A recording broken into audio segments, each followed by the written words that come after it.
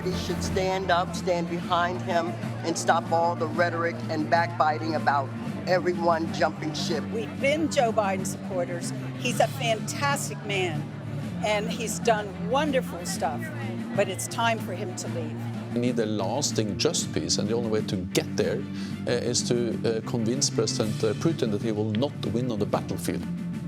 Hello, I'm Caitlin Huey-Burns in Washington. Welcome to America Decides. It is a pivotal week for President Biden as more Democrats call on him to step aside as the party's nominee. While these calls grow, more questions are being raised about why a Parkinson's expert visited the White House several times. The president fired back at his critics during a TV interview this morning. I'm getting so frustrated by the elites. Now, I'm not talking about you guys, but about the elites in the party who they know so much more. But if any of these guys don't think I should run against me, go ahead, announce for president. Challenge me at the convention. And our Ed O'Keefe and Scott McFarland join us now from the White House and Capitol Hill, respectively, which is where all the action is happening at this point. Ed, I want to start with you at the White House, because we started the morning with the president releasing this statement, this letter essentially to House Democrats, trying to quell the calls for him to step aside. Tell us a little bit about what the White House is saying, what Biden is saying, insisting that he's staying in this race. There's a line deep in that letter that says, look, this has been going on now for a little more than a week. It's time to end it and move on to the rest of the campaign. And that, in essence, is the president, the first lady, and the White House's position, plus the reelection campaign. There's been discussion about this. He's not going anywhere. Let us, as a Democratic Party, he argues, move forward in defeating Donald Trump. And we'll see whether or not that works. But here it is on a late Monday afternoon when things start to happen in Washington, when Congress returns. And we're seeing a drip, drip, drip of statements from various congressional Democrats, senators and House Democrats, mostly saying either the president has to better demonstrate he's got the mettle to do this, or he's got to get out. I'll let Scott talk to that in a moment. There are other questions here at the White House today about the official operations of the presidency and how regarding his health. You mentioned this situation with a Parkinson's expert. His name is Dr. Kevin Kennard. He's based at the Walter Reed National Medical Center up in suburban Washington, Bethesda, Maryland. He has visited the White House at least 8 times over 8 months from last summer to this past spring. That's standard. There are medical professionals based here to treat the thousands of people who work here at the White House complex, the White House itself, the West Wing, the Executive Office Building. And there's the president's personal physician, a guy named Kevin O'Connor. This Parkinson's expert appears to have met at least 7 times with other medical personnel here at the White House, for whatever reason. He did meet at least once with Dr. O'Connor, the president's physician. And today we were asking, did that, just rule it out, or tell us you don't know quite yet, did that meeting have anything to do with the president? And as we can show you, the White House Press Secretary, Karine Jean-Pierre, couldn't answer the question. So every time he has a physical, he has had to see a neurologist. So that is answering that question. No, it's not. No, it is. It is. You're asking me. Kennard come to the White House. But I also said to you, Ed, I also said to you, for security reasons, we cannot share names. We cannot share names. We have to. Others he would have met with. We cannot. You can share names in regards to if someone came here in regards to the president. We cannot share names of specialists broadly. From a dermatologist to a neurologist. We cannot share names. There are security reasons. We have to protect. I understand that. I hear you. Right there for anyone to see. Ed. The frustration expressed by reporters in the room today is that Dr. Kennard's name appears on the public, internet available, you could search it yourself, White House visitor logs that show that he's been here 8 times. So when she suggests that there's a security concern for explaining why he was here, even though his name is in the public record and out there, that is where we got frustrated today regarding why it is she couldn't say one way or the other whether he'd met. And if the answer is, I don't know, so be it. Then the answer is, I don't know. So there's that issue. there's the other thing she said, which is important to point out, because this has been raised in recent days, and I'll just read it out to you. Has the president been treated for Parkinson's? No, she said. Is he being treated for Parkinson's? No, he's not. Is he taking medication for Parkinson's? No. All of those questions have been raised either publicly or quietly among Democrats, among reporters in recent days, amid concerns. Some medical professionals who've observed but never treated the president say there could be signs of this. She very clearly today, helpfully explained that no, that is not the case. None of that is happening. And when she says that he's had 3 neurological exams, that's a standard part of the annual presidential physical. His last one was on February 28th at Walter Reed National Medical Center. He'd had them in the previous years as well. And as the readouts from those physicals show, there was nothing to be concerned about in the neurological space, Caitlin. Ed, good effort, at least trying to get some answers to those questions. Scott, Democrats are returning to Washington after a July 4th recess, and they are getting a lot of questions as well about the president's standing. Give us a lay of the land. I mean, I thought it was interesting that some lawmakers are kind of preemptively putting out statements knowing that they are going to be, of course, asked about all of this and whether he should stay in the race. Oh, there's a whole Mars and Venus thing going on in Congress about this issue and with this reaction. Let me start with Venus, the U.S. Senate, where the more deliberative body in Congress has been particularly deliberative about this. Other than the president's top surrogates, Senator Chris Coons of Delaware, John Fetterman of Pennsylvania, senators are largely synchronized on the same message in the Democratic caucus. We want to see more. We want to hear more. They've been particularly effective through this day and this evening in keeping their powder dry. Take a listen to 2 of them. Joe Manchin, senator from West Virginia, the independent, and the senator from Delaware, the Democrat Tom Carper. I've just sat back and I said, let's wait. Let's see, let it unfold, give it a couple weeks to mature. Whatever's going to happen will happen. The president has set a course of where he wants to go. I think he has earned that right. He has a heck of a legacy right now with all the service he has, and just give it time. I think this week is going to be a crucial time. You have a moment to talk about the Biden campaign? No, I'm late. Anything you want to say about whether the president should stay on the ticket? Thank you for asking. I'm late and I'm in trouble. 2 very different styles in not answering the question directly of what should happen with President Biden. All right, that's Venus. Let's go over to Mars, the U.S. House. We now have a handful of House Democrats on the record saying the president should withdraw. Perhaps the one with the most heft or the highest rank is Adam Smith of Washington State, who began this evening telling CBS News he thinks the president has to get out of the race, that he's hurting the chances of keeping the White House. Adam Smith, top Democrat on the House Armed Services Committee, an institutionalist not known as a rabble-rouser. Then you have this growing number of House Democrats making statements that the president should very much stay in the race, that the party should align behind him. You just can't keep that type of schism in the party for too long. They're going to have to get in lockstep somehow in the U.S. House, or it'll be a political circular firing squad. It just is, as the Congress returns here, Caitlin, seems to be no progress in the House getting on the same page. Yes, Scott, a long week to go, indeed. I mean, Ed, to that point, what is the president planning to do this week to try to reassure some of those Democrats who are continuing to raise some questions? Well, it's not often, Caitlin, that this White House boasts about what the president's not only doing this week, but what he's already scheduled to do next week. And let's review that. Tomorrow begins the NATO summit, 75th anniversary of the North Atlantic Treaty Organization, and the president will host an event tomorrow evening to kick things off. Member nations, several Asian countries as well, will be here in attendance for those meetings. This is a real big moment for a president who spent so much of his Senate and vice presidential career, especially focused on foreign policy, to now get to play host to the 75th anniversary of what he calls the most important treaty organization in the world. Is a big feather in his cap and something he's going to relish this week, regardless of his domestic political troubles. On Friday, the day after he's set to hold a solo news conference at the end of the NATO summit, he's going to go campaign in Detroit.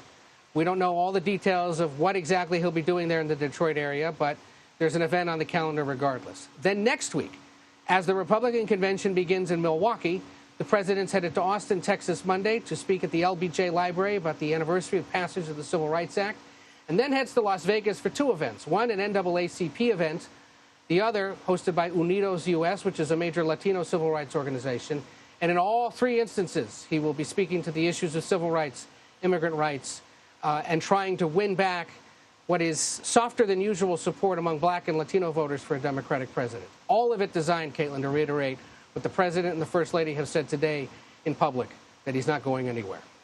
And Scott, quickly, I mean, to Ed's point about the support from black voters in particular, it was interesting today to see a statement from the chair of the Congressional Black Caucus voicing his support for the president. I know we've talked about a lot of the dissenters on Capitol Hill today, but tell us about the significance of that statement and where members of that caucus stand.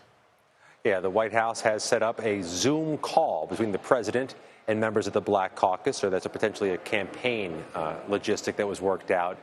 It's important to note, Caitlin, 0 defections as Monday night began from the Congressional Black Caucus for President Biden. It is an enormous part of his political constituency at this moment. A constituency he can't afford to lose this election. Ed O'Keefe and Scott McFarlane, thank you so much for covering both ends of Pennsylvania Avenue for us on this pivotal day. We appreciate it. And prosecutors say Senator Bob Menendez sold his power for gold bars, cash, and a Mercedes-Benz. Soon, a jury gets to decide his fate. We'll take a closer look next. You're streaming America Decides.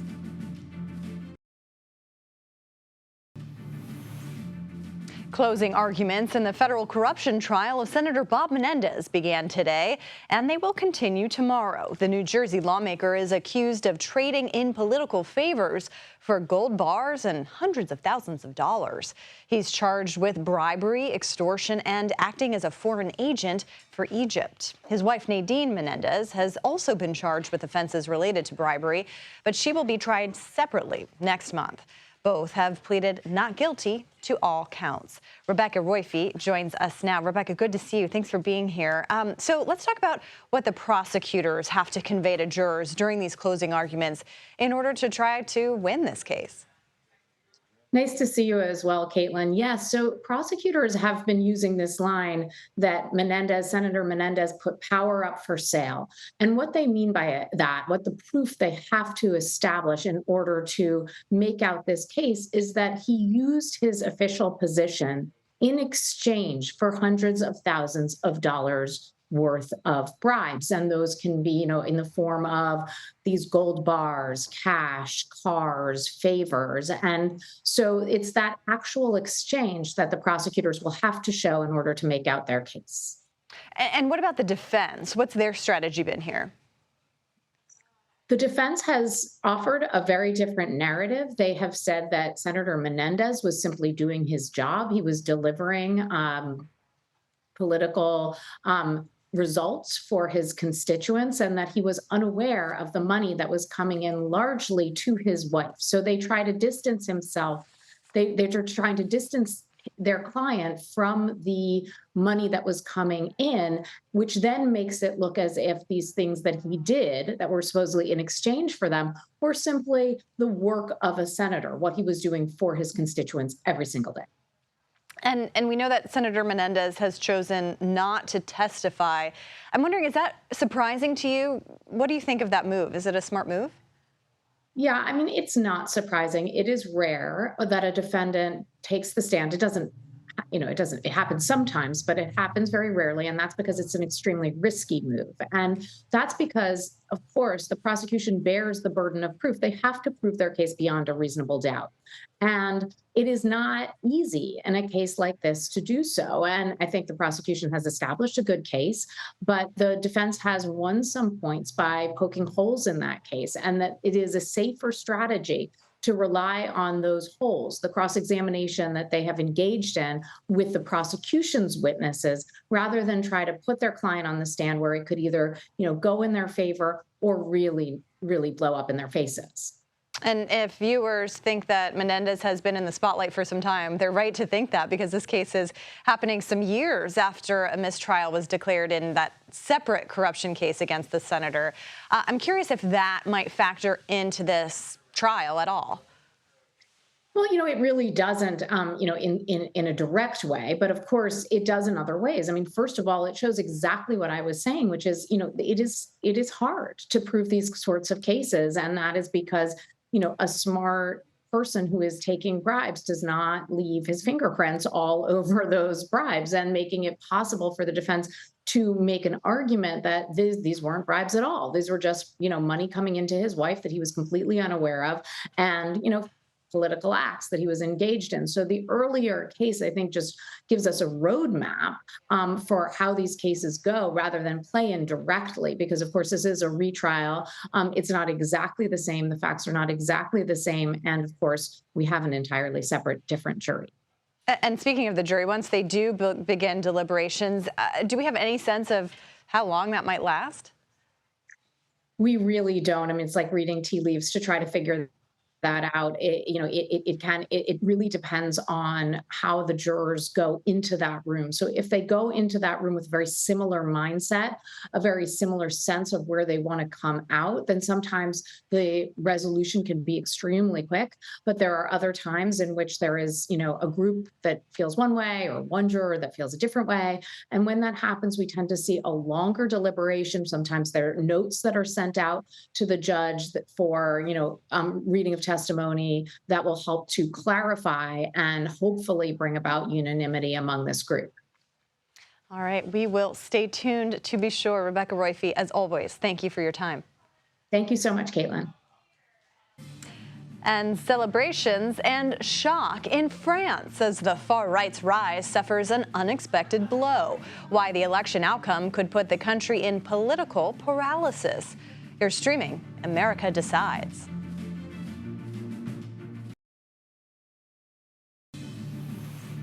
And lawmakers here in Washington are used to political gridlock, but now a similar kind of paralysis could be on the horizon for a major ally across the Atlantic, France. A left-wing alliance beat back a far-right surge, winning the most seats in snap legislative elections yesterday. President Emmanuel Macron's centrist coalition came in second, but no party came close to reaching a majority in the National Assembly.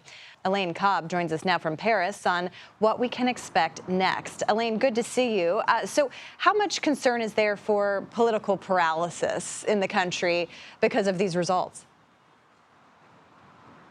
Caitlin, because no one party or alliance managed to form the absolute majority needed to form a government, we are looking at some kind of coalition. And there is real concern about the state of the country afterwards. Some say France might be ungovernable because some of the potential coalitions are among parties who came together during these elections purely to block the far right and the far left. And so they don't all have the same ideologies, they don't have the same aims, they don't have the same policies. So there's a lot of concern about exactly how this can work. And of course, we're going to see a lot of alliances being built and broken this week as they come together and try to work out who can govern France. And what does this mean for President Macron? Well, he has been weakened by this because in calling the snap elections, his own party, which had a relative majority but was in government, is now out of government and will have to rely on some other parties if they want to govern again. He has, for the moment, decided to leave his current outgoing Prime Minister Gabriel Attal in place and asked him to keep a caretaker administration for the stability of the country. So that gives him a bit of breathing room, but he will be in cohabitation, as the French call it, with whoever forms a government. And that's always a bit difficult in France. It means that there'll always be a tussle or compromise or negotiation over anything that they want to do. And, obviously news reached over here. President Biden touched on the results today in a phone interview with MSNBC earlier today. Let's take a listen. On Europe, the polls are wrong in France. They're also right, there's no right wave or tide here in America either. So what kind of impact could this gridlock that we could see in France have on the country's relationship with the United States and the rest of Europe? I think the relationship with the United States, given that it's a presidential election year in the U.S., will not be hugely impacted. Everyone has domestic issues in mind. But I think the relationship with Europe will be seriously impacted. Germany and France are the traditional power couple in Europe, and they lead policy. And Germany has been embroiled in domestic issues for the last several months, and so France has been picking up the slack. So now other countries in Europe are looking and saying, well, if France is also going to be dealing with domestic issues all the time, who's going to keep their eye on the ball for the EU? And it is something that the neighboring countries are concerned about. All right, critical elections happening across the world this year. And Elaine Cobb, we're so grateful for your reporting. Thank you so much. And some Pennsylvania Democrats are standing by President Biden. Our political panel weighs in next. You're streaming America Decides.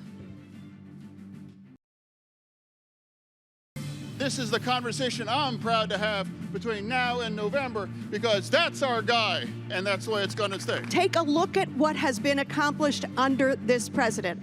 And I can tell you close up and personally, the contrast couldn't be greater. I trust Joe Biden with my daughter's future. So what we need to do as Democrats, we need to not worry, we need to work. Welcome back to America Decides. You just heard from several lawmakers in Pennsylvania who still say President Biden has what it takes to win this November. Let's bring on our political panel to discuss. Ashley Etienne and Hogan Gidley. Ashley served as communications director for Vice President Kamala Harris, and Hogan was the White House deputy press secretary for the Trump administration and was also on the former president's 2020 campaign. Two people who I couldn't be more excited to talk to on this monumental day, it seems. Ashley, I want to start with you because we heard from those lawmakers there in Pennsylvania, obviously key swing state for the president's reelection chances. You heard that support, but the dissent is growing on Capitol Hill. So how do Democrats possibly make the case to voters that they should show up for Joe Biden when Democrats are saying that they have a lot of reservations about him? Well, I mean, I always think that it matters who. You know, not all members, I hate to say this, are made equally, and not every member's objection should be weighed the same as others. What I mean by that is if you see defections among the frontline members, those who are in those seats where they could potentially lose, that weighs heavier in the consideration for the president than a random member who's in a safe seat, if that makes any sense. So for me, I caution looking at the number. Rather, what's most important is who is defecting and who do they bring with them. If you're ahead of a caucus, for example, that could be a problem, or frontline members. But now it feels like the president is coalescing his support, that he's consolidating most of his support. Just today, I'm hearing that the CBC is standing firm with the president, the biggest caucus within, the biggest body within the Democratic caucus right now, a key constituency that the president needs to come out and vote and actually win the next election. So that seems to be going well. But I will just say one thing, if you don't mind me adding this, is the president did send a letter up to Congress. I'm sure we're going to get into that. Yeah. He was really forceful in that letter, saying he's in it to win it. You know, don't overlook him. Let's not, any distraction from that is a win for Trump and not for the Democratic Party. But the one thing I'm hearing from members is the letter's not enough. Like, it's nice, it's somewhat stop the bleeding, but they need to touch and feel Joe Biden. They need to see him in person in order to know and feel secure that he actually can do the job. So that's what I'm hearing from members now. They like the letter, but it's not enough. Yeah, and you're hearing that as they're coming back to Washington today and putting out some statements saying that they need to hear more from him. Hogan, Donald Trump seems to be following a political rule this week, which is when your opponent is flailing, let them kind of flail, essentially. We haven't really seen or heard from former President Trump since the day after the debate. He's expected to have a rally tomorrow in Florida.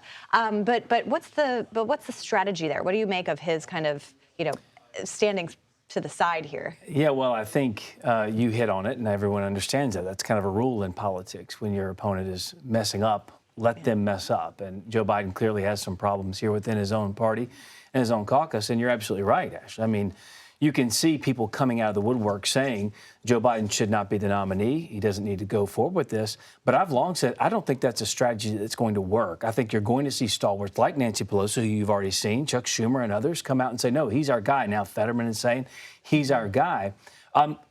You may not know this, but elected officials care about one thing first, and that's getting reelected. And a lot of folks out there who are concerned about their own reelection may be trying to push Joe Biden to the side. I mean, John Tester, for heaven's sakes, is running ads against Joe Biden. That was even before the debate performance that was so bad. So a lot of people are worried about their own political future, which I think is a lot of the impetus for coming out and saying Joe Biden should move to the side. Yeah, you remember I worked for Nancy Pelosi, and there were a lot of objections to her. Yeah. And she would always say, listen, say what you need to say about me, but just win.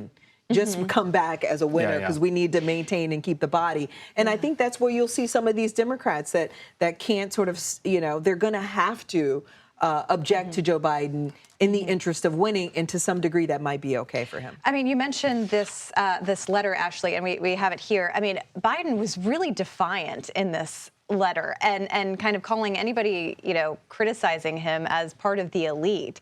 Is that really the way to go here? I mean, the calls are coming from inside the House, really. Yeah. No, I mean, I think what really concerns me more than anything else, and, this is sort of probably a little provocative for me to say, but, if we are to believe what the president said, that it's an episodic and it's not a condition, then we should be anticipating that another episode will happen again. And, and the challenge there is that it could be more catastrophic, or it could be at a time when we have no more time left on the clock. And so that's the risk that we're running. And so that's really what the president has to convince not just the Democratic Party and the members, but the donor class as well as the grassroots that he's worth taking that risk. And how is Trump kind of playing this? I mean, they clearly want to run against Biden. Sure. Well, I mean, look, I think Trump would obviously say whoever it is, he's going to be just fine because the policies matter most to the American people. But the catch-22 here on the left is clear. They want him out more, so you can see how great he is. The problem is a lot of people close to him have prevented him from going out because they're afraid, as Ashley said, it is episodic and you will see another episode. Trump, on the other hand, is sitting there going, wait, we have a big convention coming up. We want to stick the landing here. We don't want to make an announcement of a VP or anything too soon because we want to let them continue to flail around on the left and try and find their footing. This has been one of the worst news cycles I've ever seen, especially for someone on the left as it relates to their arguments with the press. That briefing today was brutal. It got hot in a hurry.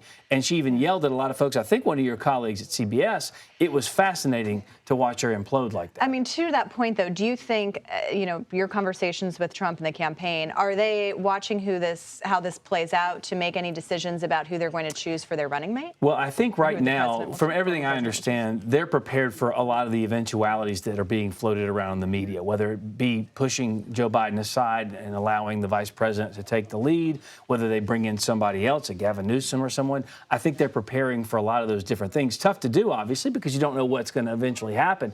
But I do think all this settles over the next several weeks, and I think Joe Biden maintains some strength and some power on the Democrat base, and they go with him for better or worse all the way to November. And just quickly, Ashley, is that your assumption as well? Absolutely. I think the other outstanding question is because NATO's here, the president's engaging with world leaders, where are they going to come out over the next week? Are they going to come out in the next couple of days and support the president in a very robust way? If I were working in the White House, I'd be working the phones to try to get some of these leaders to come out and endorse the president. I mean, you got to utilize the moment that you have and really kind of bring everybody together and bolster the president. So that's what I'm going to be watching as well. Yeah, the world quite literally watching this week to see what happens. And here in town.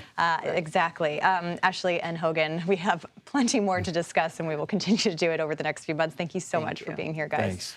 And doing double duty. As the president defends his 2024 campaign, he gets set to welcome world leaders to Washington for that high-stakes NATO summit we were just talking about. You're streaming America Decides.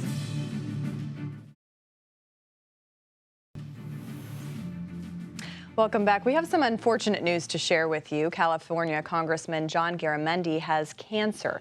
The California Democrat said today that he began treatment for early-stage multiple myeloma. It's a form of treatable blood cancer. He said he knows he will get through this while, quote, continuing to serve my constituents and advance American democracy. Meanwhile, world leaders are arriving in the United States here in Washington today ahead of a 3-day NATO summit. Leaders from NATO's 32 member countries, as well as several allies of the alliance, are gathering in Washington to mark 75 years since NATO was formed. During today's White House briefing, National Security Communications Advisor John Kirby indirectly slammed former President Donald Trump while defending President Biden's work with the alliance. Rather than browbeaten and insulting and demeaning allies, this president has invested in allies and partnerships. The president's record speaks for itself, and the allies and the non-NATO friends and partners that are coming as well, they know that. They wouldn't be coming. New Zealand, Japan, South Korea, to a NATO summit if they didn't believe in American leadership and how important it is, and if they didn't believe that President Biden takes that responsibility extremely seriously. And our Major Garrett is with me now in our D.C. studio. Major, good to see you. So 75th anniversary of NATO, that would have been a big headline in and of itself. Of course, though, all eyes are on the president, his condition, and these growing calls from within his own party to step aside from the ticket. How do you assess what the president has to do here with all these world leaders this week? What was meant to be a celebration, 75 years of NATO, launched in Washington, D.C. 75 years ago. So it's a kind of a full circle moment in the history of the alliance, is overshadowed by the president's political difficulties and what will inevitably be, Caitlin, persistent questions to world leaders and those traveling in their retinue. What do you think about Biden? How does he look to you? What is his firmness or capabilities as you've seen them in the 3.5 years of his presidency? Those stories are going to engulf this entire celebratory atmosphere, plus deliberations about what exactly will become the future of Ukraine and NATO. What is a bridge? What does that mean? Is it 5 years? Is it 10 years? And what will the alliance do to help the Ukrainians not only survive this summer, but prepare for what appears to be an inevitable and brutal winter, with power system generation failing in Ukraine because of persistent Russian missile and artillery attacks? How does Ukraine carry on credibly, militarily, and hold its country together against the ongoing Russian onslaught, intensified even in the last 48 hours by more than 3 dozen civilian deaths? So all of that is part of this, but Biden is central to this, but in ways he was not expecting to be central to it. And I've been talking to Democratic lawmakers over the weekend, and they say, look, don't talk about Biden, don't criticize, don't get disunified. You'll overtake the NATO summit. They're like, hey, the NATO summit's already overtaken. That's inevitable because of the debate performance. So you have something that is a freestanding event, all planned. The communique's largely been written. Much of what the alliance is going to say has already been predetermined. But that thrust will be interrupted by all of the president's other side political problems. Yeah, and I know we've said a lot this year, and in political years, the stakes are high. Of course, this is an instance where the world is quite literally watching how Biden's going to do. And the White House said today he's going to have a press conference around the NATO summit. Obviously, big spotlight on him for lots of reasons that you just described. But in your conversations with Democrats, how are they kind of looking to how he handles that moving forward? There's this great conversation. By great, I mean consequential. Democrats don't know what to do. They have two realities. One, the president doesn't want to budge. And two, DNC rules that will oversee the Democratic National Convention allow him to stay if he doesn't want to budge. So those are two facts. The great conversation is, what do we do about those facts? Because anxiety about the president's ability not only to articulate the message, to carry the fight to Donald Trump, but to rebound in places that everyone knows are going to be close, the 7 battlegrounds, but also restore Democratic prospects in places that looked 3 weeks ago pretty secure. Virginia, New Hampshire, Minnesota. If those are on the map, that is dreadful for Democrats. They can't have those states on the map. They need to reassess, and they're trying to reassess, and say to the president, are you the best person at this moment Biden says, guess what I am? They have doubts, but they don't know how to translate those doubts into action.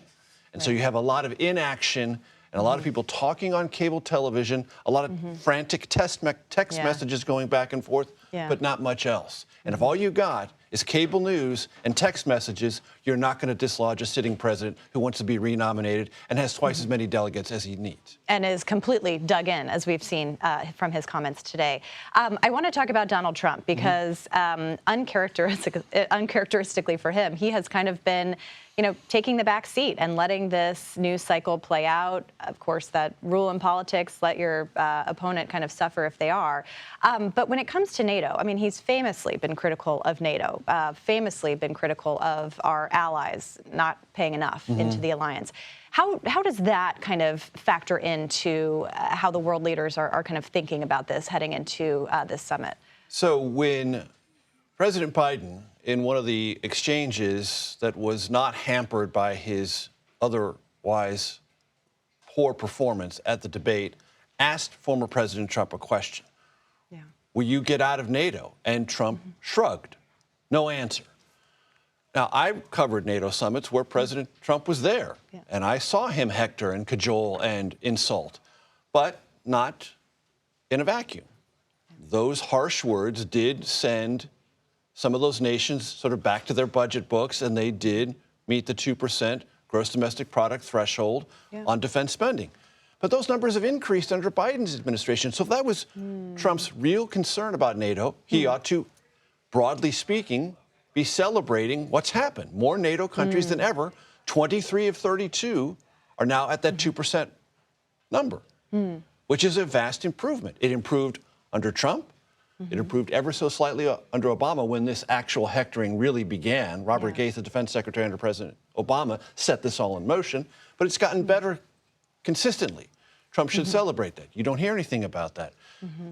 And that shrug at the debate sort of encapsulated in a personal way his indifference toward the NATO alliance, which, while they're talking about Biden, they're also going to be talking to themselves while they're here. Oh my gosh, is it going to be Trump? And if so, how do we protect NATO? How do we protect Europe from either that indifference or that sort of Putin-friendly, low-level hostility? That's the other conversation that'll be going on this week here. Well, we will be paying attention to how world leaders are being asked and what they say. 2 questions about the current president as well. Major Garrett, thank you, as always, for your time and reporting. The Gaza Health Ministry says dozens have been killed over the last 24 hours in new Israeli attacks. These strikes are coming just days after our own Holly Williams saw firsthand the devastation in the southern Gaza city of Rafah. Israel launched a ground offensive in Rafah in May, despite the objections of the US. On Wednesday, for the first time, Israel's military took foreign journalists to the city on Gaza's border with Egypt to see what it's accomplished there. We're now inside the Gaza Strip. Rafah City is straight ahead. Israel said it had to go into Rafah because Hamas's 4 remaining battalions were hiding there, using tunnels connected to Egypt to smuggle in weapons. Israel's military claims it's killed more than 900 militants in the city, though it's also killed civilians, exactly what the US was worried about. Israel's military says that we are standing above a terror ecosystem, a web of tunnels that were used by the militants. But above ground, all we can see is destruction on a scale that is really impossible to adequately describe. So I'm going to let my cameraman do the work. I'm going to let the pictures do the talking. This is a wasteland. The only people that we're seeing are Israeli soldiers.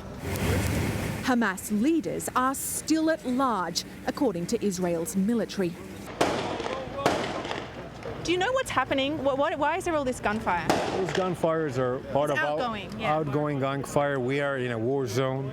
This is protecting the area. As an Israeli, how do you feel about the fact that so many Americans are now condemning what Israel is doing in Gaza? I think it's something that we need to be better in, explaining ourselves to the world. Shortly after that, we were told to move. If peace does finally come to Gaza, this shattered strip of land will need to be rebuilt from the ground up. And as questions swirl around President Biden's candidacy, Jill Biden steps up on the campaign trail. What the First Lady is saying to supporters. You're streaming America Decides.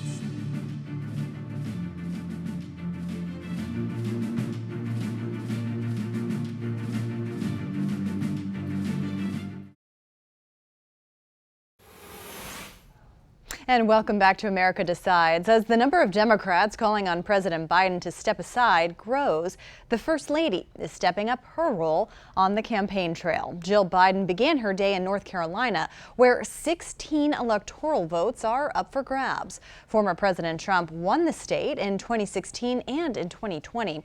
Florida and Georgia were also on today's schedule. So let's bring in our Shauna Mizell, who is following the First Lady in North Carolina. Shauna, good to see you on the ground there. What do we hear from First Lady Jill Biden today on the campaign trail? Caitlin, good evening. First Lady Jill Biden was here in Wilmington, North Carolina to kick off the Biden campaign's initiative that is centered around military veterans and families. But this visit from the First Lady here today obviously comes on the heels of President Biden's debate performance, which he even conceded was a bad performance. So let's take a listen to what the First Lady had to say today. As Commander-in-Chief, President Biden wakes up every morning ready to work for you. That's what this election is all about. You. For all the talk out there about this race, Joe has made it clear that he's all in. So the First Lady making it clear that the president decided to stay in the race even in the aftermath of his bad debate performance, and making it clear that she's sticking beside him. But she also had some pointed words for former President Donald Trump as she launched this initiative for military families, saying that he cannot be trusted to uphold the Constitution and that members of the military need a leader and a commander-in-chief with integrity like her husband, she said. And Shauna, you know, obviously the campaign is saying that they are sticking with it, that the president is not backing down. But I know you've been talking to voters too. What have they been saying about the president? Well, many of the voters that I spoke to here today were, of course, at this Biden campaign event, and they are sticking beside him as well. But one woman in particular said that she does not think that Biden should participate in another debate against Donald Trump. She said he only stands to lose ground from that. She was questioning how he was prepped for that debate, and she said that even though she's not sure that Biden would make it through another 4 years, she said the main point is just reelecting him and beating Donald Trump. Caitlin? That's a significant acknowledgement from voters questioning whether he would make it through the next 4 years. That's really interesting, Shauna. I'm curious kind of how we might see the First Lady, whether we might see her take on a bigger role on the campaign trail in light of all of this. Give us a sense of what her schedule is like the rest of this week. It seems like it. Today is certainly going to be a very busy day for the First Lady. Dr. Biden started her day heading to North Carolina. She will be in Florida and Georgia as well. And this is all a part of the Biden campaign effort to highlight their new initiative geared at military families and veterans. So Jill Biden here today mentioning Beau Biden, the late son of the president who served in the military, but also mentioning that she's the daughter of a World War II veteran. So we'll definitely see the First Lady on the campaign trail more often as the months ahead come. All right, our Shauna Mizell on the ground for us. Thank you very much. And that does it for us today, but we'll be back with another edition of America Decides tomorrow at 5 p.m. Eastern. The Daily Report with John Dickerson starts right now.